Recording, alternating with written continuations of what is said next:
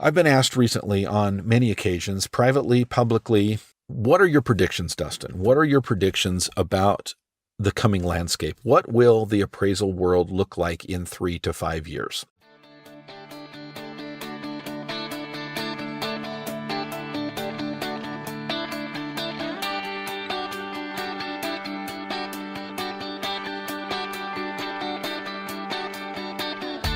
Originating from deep inside the Rocky Mountains, transported through the power of the internet, and arriving inside your tiny earbuds.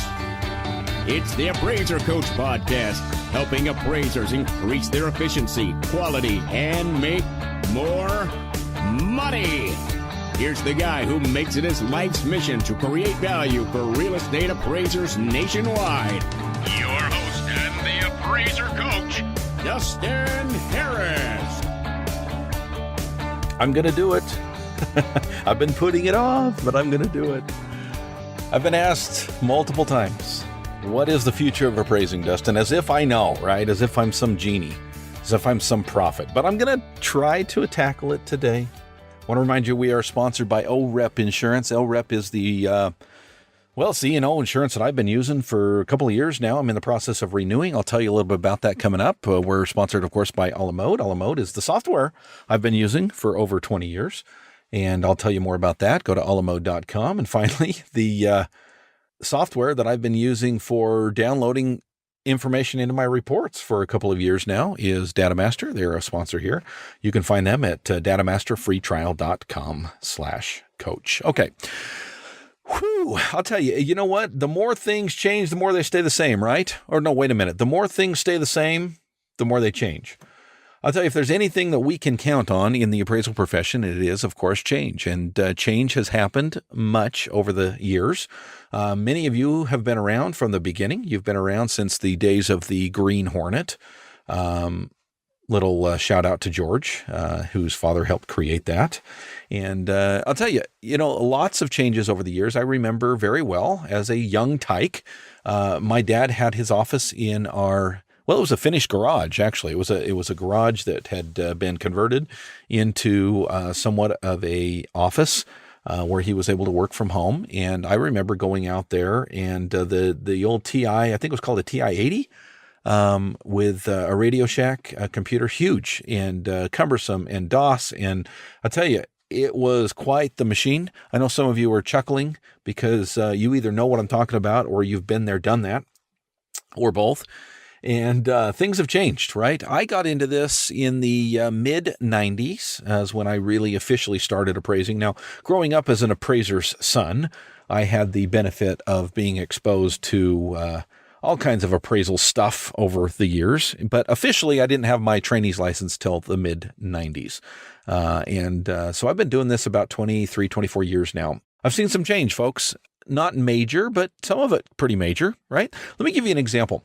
When I first started, of course, I was using a clipboard and pen, and I was using Windows 95. The internet was hardly even known about at the time. Email was something fairly new.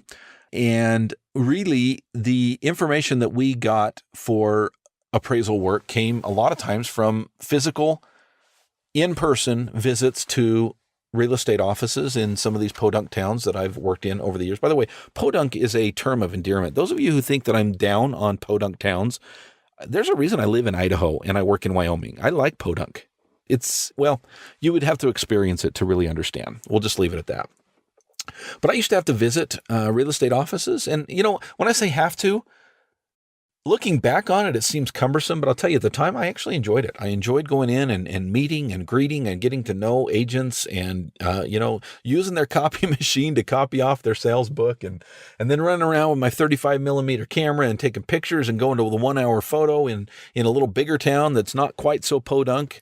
Going to Walmart, 1 hour photo, for example, and dropping it off and wandering the aisles while I waited for it to get done because I certainly didn't want to go back home and then have to come back. And I'll tell you, those were the days, right? Those were the days. And then, of course, we had the distos coming along, the laser measures, and Alamode in the very beginning was mobile. I mean, I'm talking early 2000s, maybe even in the end. Joel Baker, you can call me and correct me, but I think there was a pocket PC version of a la mode mobile clear back in the late 90s.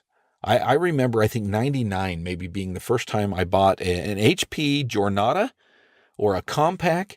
I had a couple of these things. They worked with a stylus. They were kind of like an old Palm Pilot. There wasn't much to them, but I'll tell you, it was a change and it was huge. And I benefited from technology then, and the technology has changed. But I'll tell you, it's not just tech that has changed, of course.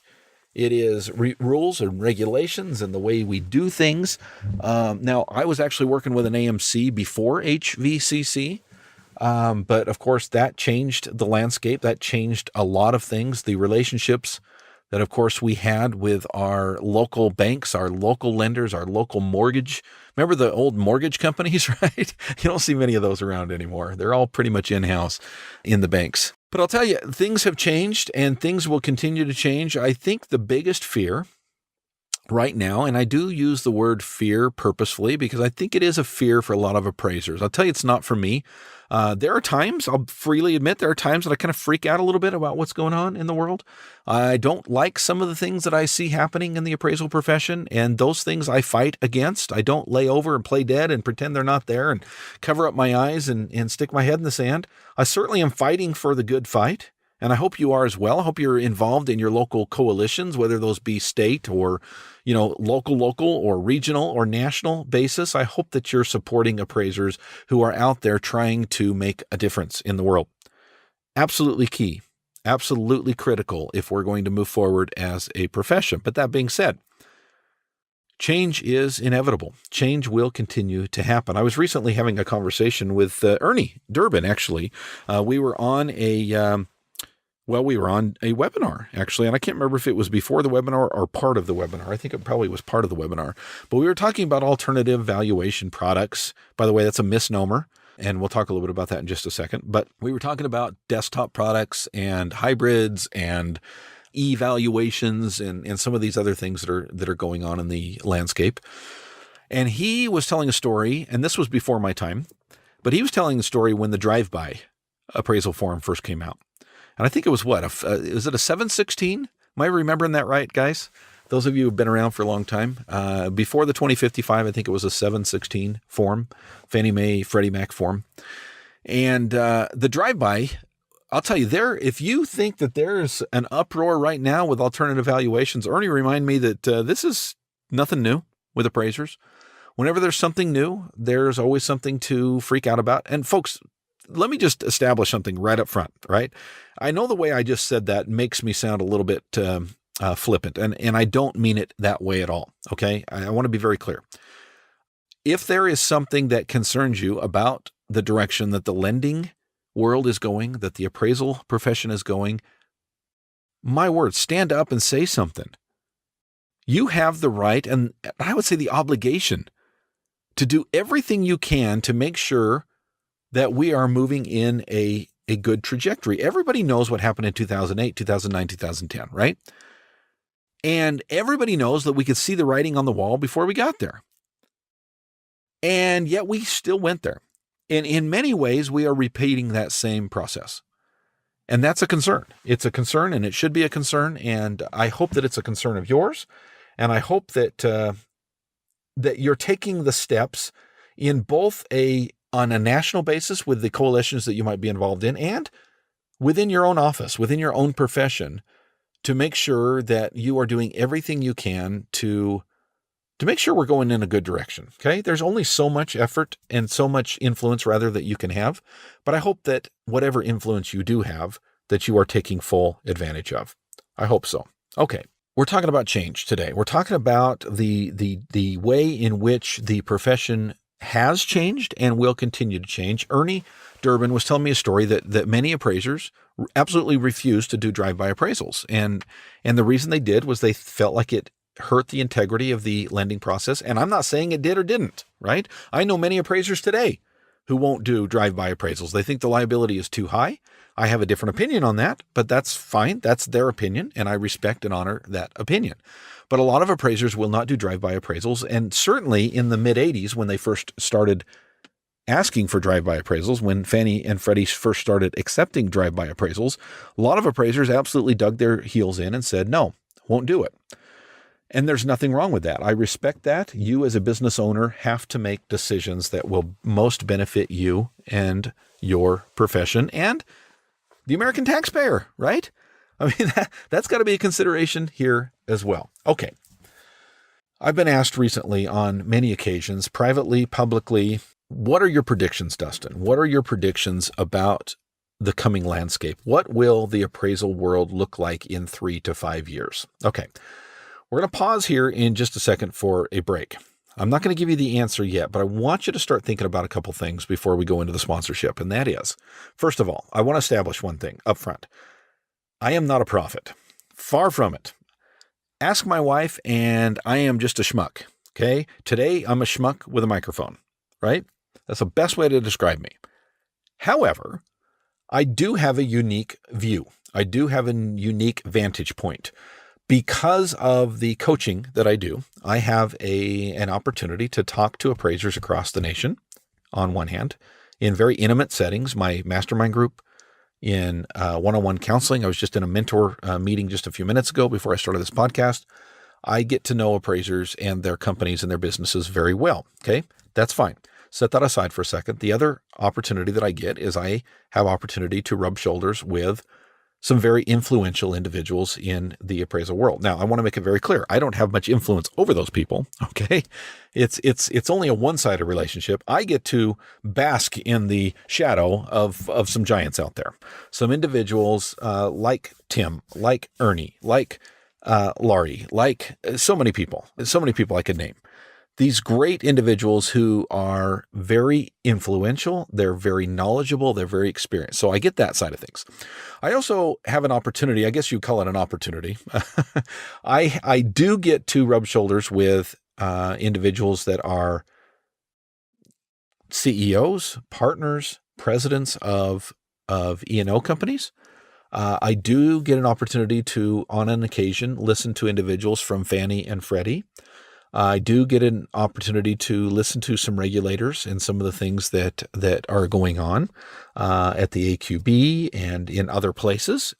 Now, not a whole lot more than you. I just want to make it very clear. I don't have much of a different vantage point than you do. But over the years, and especially over the last few months, I've observed some things that I want to stress that I think are happening and are going to happen. Okay. And I want to talk about some of those predictions because that's the question that I've been asked. And that's the question that I want to answer today. But I first want to pause here to remind you that another question that I'm asked is, Dustin, how do you do what you do? Well, number one, I have a great software company called Alamode. Alamode allows me to be able to be mobile. Today, as soon as I'm done with this podcast, I am headed to an appointment. I've got it downloaded to my mobile. I'm able to show up. The sketch is already in there, by the way. We do that in my company. We pre-sketch from the county sketch, and then I go out and verify the sketch rather than sketch it from scratch. One of the great things about Alamode is I can edit the sketch on site. If something is wrong, and it often is, I never just trust the county information. But I can delete a wall, I can stretch a wall, I can delete the whole sketch and start over from scratch. Alamode is absolutely amazing in the tools that they give to appraisers to be able to do more with less. If you want to be able to do more volume because you are efficient, because you're using a software that is efficient, you want to be a part of the Alamode team. Go to alamode.com or call them at 800-ALAMODE. One of the great things about Data Master is the ability to save time, to make time, right? We all have 24 hours in a day, unless you use Data Master. And then you've got 25 hours in a day. Why? Because they save you time. They allow you to do other things when you could be doing data entry, right? 30 to 60 minutes per report will be what you save when you use Data Master. And I'm telling you, the new Data Master 6 that is rolling out across the country will absolutely blow your mind. It is absolutely amazing, the analysis that can be done up front before you even start the input process. Folks, if you're interested in saving time, 30 to 60 minutes per report, please go to datamasterfreetrial.com/coach. One more time, it's datamasterfreetrial.com/coach. And finally, we are sponsored by OREP Insurance. Right now, I'm in the process of renewing my E&O. I'll tell you, it's as easy as sending off an email to my rep, Lori, there at OREP, and she sent me back an application. It took me literally, I timed it, 3 minutes to fill out. How cool is that? And now she's in the process of shopping me around to make sure that I get the very best deal possible as a real estate appraiser. OREP will do that for you. If you're not with OREP, you need to check them out. Go to orep.org. One more time, it's orep.org.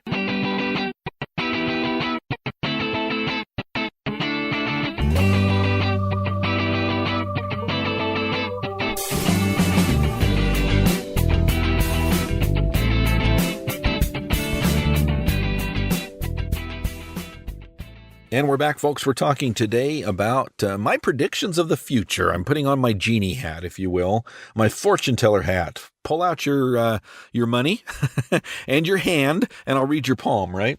I'm going to talk a little bit about what I see. And I want to make this very clear. This is simply my opinion.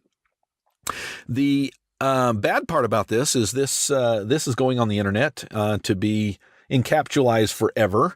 And in 3 years from now, I'm recording this in March of 2018. In 3 years from now, you'll be able to look back and just laugh at this episode and say, that guy was so clueless. So take it for what it's worth. You get what you pay for here today, folks, which was absolutely nothing. But I am going to give you a little bit of prediction, and more importantly, I'm going to give you some ideas as to how you might process these predictions, how you might benefit from these predictions. Okay.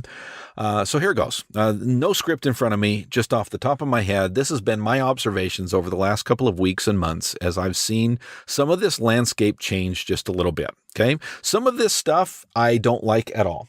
Some of this stuff I have real problems with. We're not going to spend today talking about the political ramifications of this. My goal today is to simply give you what I see, not talk about whether it's good or bad. Let me give you an example of what I'm talking about, right? The lending institution is going to quicker and faster, okay? That is not just a prediction. That is a fact. That is happening, okay? Rocket mortgage, right? You've heard this over and over and over again, right? They are trying to get from start to finish as quick as they possibly can. The faster, the speedier, the better. And yes, appraisers are part of that. Okay. Could I stop there and now talk about the political ramifications, the ins and outs, the pros, the cons, the other things that are so important when we talk about these kind of things? Absolutely. But that's not the purpose of today's episode, right? In other words, I want to make some statements today of what I see. These are my observations without the political commentary. Okay. And I want to make that clear up front, because I know that as I start to say these things, many people are going to be screaming at their headphones and saying, well, Dustin, that's horrible. I can't believe that. What are you just going to sit by and let that happen? No. No. I'm just telling you the way that I see it. And I'm not going to make a comment as to whether it's a good thing or a bad thing. It's just what I see. Okay. Fair enough. All right, here we go. I've already tried to start the conversation by using my example. I really do see that being the future. Fannie, Freddie, the others that are involved in the marketplace are trying to get loans done faster. I think it is part of the reality of the world that we live in. Okay, we live in a soundbite world. We don't live in a novel world. We live in a blog post world. People like it fast. People like it undiluted. People like it quick. People like it dirty. And whether that's a good thing, bad thing, or what have you, again, we're not going to comment on that. That's the way I see things, okay? So, number one, fast. That's what they want. Now, there's a couple different choices that you as an appraiser have with that, right? My choice is to set up my business in such a way that I can provide very speedy work without cutting corners. And that's the key, right? The other choice you have is you can just put out crappy work and do it all day long and hope you don't get caught, right? I don't think that's a good solution, right? I would say that you need to set up your business in such a way that you can provide the very best quality, okay, that you're doing your due diligence, that you're creating a reliable report and a credible appraisal, that you're doing your best to be as accurate and supportive of everything that you do. But the reality is, you're asking me a question, the question being, where do you see things going? I see things going faster and quicker. And the more efficient that you can be in your business, the better you set yourself up for that type of atmosphere, the better you're going to be in the future. Okay. Number two, I see the 1004 going away. Okay. I don't know when. I've made predictions here before that in the next 3 to 5 years, we will not see the 1004, or if we do, it will be very different than the 1004 that we see now, right? I don't know when it will happen, but I do see that happening.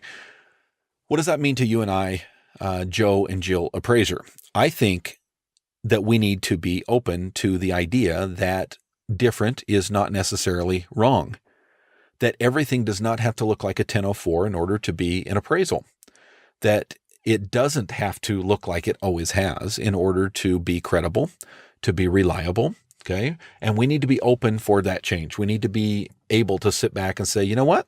I want to do things a little bit different. And I'm okay with doing things a little bit different. And I like to learn things that are new. Years ago, I went to a class on the relocation appraisal form, the ERC. And I knew literally nothing about it, but I kept getting, I don't know, 1 or 2 times a month, I got a call from a company to do ERC work. And I tell you, I didn't know much about it, but I wanted to know more about it. And I took a class and I learned a great deal and I started doing them and I love it. I actually really enjoy ERC work. In fact, I'm actually the appointment that I'm headed to in just a few minutes is another ERC job. It is something new. It is something different. It is not market value. It's forecasted market value. Okay. And it's an interesting process and it's an interesting thing to learn. Okay. And I think as appraisers, we need to be open to more things. Okay. One of the things that I predict is that we will see less quantitative and more qualitative reporting. Okay. Less adjustments. There are forms out there already where adjustments are not part of the process. Again, not the time today to talk about the pros and cons of that, although I like it. I'll tell you that. Quantitative runs into all kinds of problems, especially when Fannie Mae talks about the word accurate. Qualitative is much different. I believe most of the value comes from, or the reporting of value rather, comes from comp selection and not necessarily adjustments. So I see that being something in the future. Again, when, I don't know. I'm not going to be foolish enough to give dates here today, but I do see that, and I see the world moving more and more towards qualitative rather than quantitative reports. Okay. The other thing I see a lot of is, as we talked about the different forms, more desktop work, more virtual appraisals, if you will. Whether you want to call them hybrids, which I guess are, maybe it's a misnomer. I don't know. But when someone else does the drive-by inspection, again, inspection, probably not the best word, the drive-by observation, takes a few pictures from the street, what have you. I see more and more desktop work being the reality. Now, I know we're in this quandary right now about desktop work, and they're only offering me $25, and they say it only takes, a half hour. Listen, don't work for those guys, right? Don't do it. I think as an appraiser, you are a professional, and you need to treat yourself as a professional. Ernie Durbin and Tim Anderson, both MAIs and highly respected in the appraisal profession, and I did the recent alternative valuation workshop, a webinar. We talked about the ins and outs. We talked about the political ramifications. We talked about, can you do these and make money? And more importantly, can you do these and remain USPAP compatible, compliant? The answer, by the way, is yes on both of those. And we talked about that in great detail. We're talking about predictions today, folks. And I'm telling you, whether you like it or not, I do believe that more and more you're going to see desktop products. I do see that being more and more the reality. The numbers play it out. They are only increasing, not decreasing. You're seeing less and less 1004 work and more of this other. Again, I may not like it any more than you. I'm telling you today what my predictions are, and let me, as a coach, as a mentor, share with you what I think as appraisers that we ought to at least explore. Is there a way to do this type of product to remain USPAP compliant, number one, number two, remain state law compliant, number three, be profitable without selling your soul to the devil? And I know some of you appraisers are saying not only no, but hell no. There's $1 for the swear jar. I get it, folks. I get it. And I've had multiple conversations with you, and I'm torn as well. I see both sides of the issue. Today, we're talking about predictions, and I'm telling you, in 3 to 5 years, we're going to see less 1004 work, and we're going to see more desktop work. And if appraisers refuse to do it, that's fine. And I respect that as a business decision, but I have a feeling that it's going to be getting done anyway, whether that be to other appraisers or whether that be to brokers or other real estate professionals? I don't know. But I'm telling you that is the direction that the marketplace is going. If you don't like that, that's fine. There's so much more that we can do, appraisers. I mean, you don't have to do lending work to make a good living as an appraiser. There's all kinds of estate work, tax work, divorce work, for sale by owner work, tax appeal work, IRS work, eminent domain work, you name it.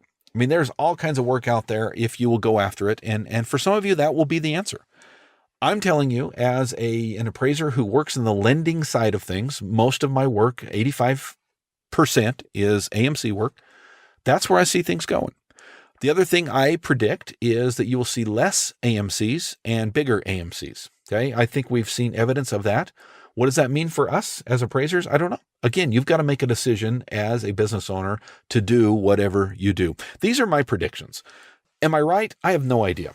Am I wrong? Probably. Okay. It is what it is. I am who I am. I only see what I see, but that's what I see. I've been asked multiple times what my predictions are for the future, and so now you have them. I felt obligated as somebody, a schmuck with a microphone, to at least give you my opinion. And one thing I do know for sure, absolutely, if you want to call me a prophet now, I guess you can on this one issue. I am absolutely 100% confident that the appraisal world of today will look different in 3 years.